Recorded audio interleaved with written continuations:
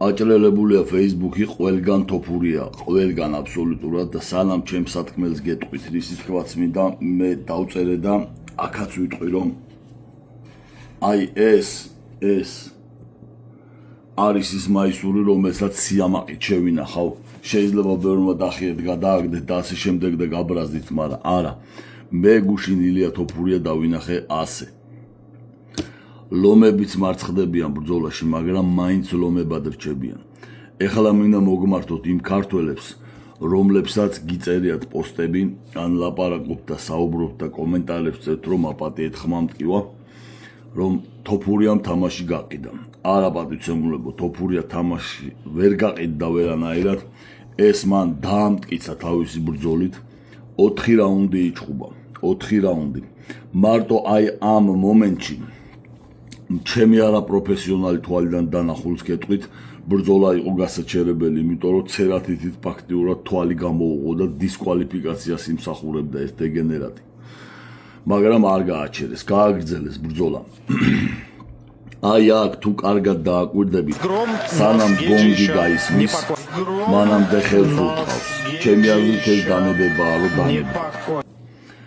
ორივე თვალიდან დაბრმავებული, ფაქტიურად ვერ ხედავდა. ექიმმა, როცა მოინდომა ბრძოლის გაჩერება, ილიამ მაინც ბოლომდე არა უნდა ვიჩხუბოდა, გადაარწმუნა და მაინც შევიდა საბრძოლველად.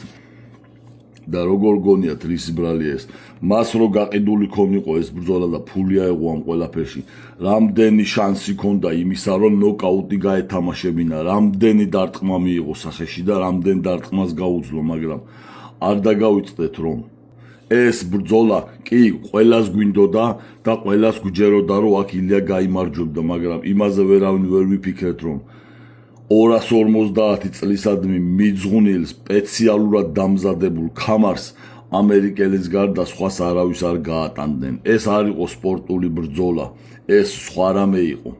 შემოუყვანეს ამ ბიჭს ბრძოლის წინ რაღაცა დუყლუყით გამაძღარი რობოტი. ეს არ იყო ადამიანი, ის ტკივილს ვერ გრძნობდა, თორე რაც ილიამ მას დარტყმები მიაყენა, წესით მას ამ ყველაფერისთვის ვერ უნდა გაეძლო.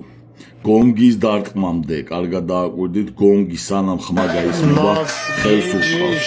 მე მგონია, რომ დანებდა, მაგრამ ბრძოლა არ გააჩერეს. მეორე შემთხვევა იყო კიდე ფაქტიურად დანოკაუტებული.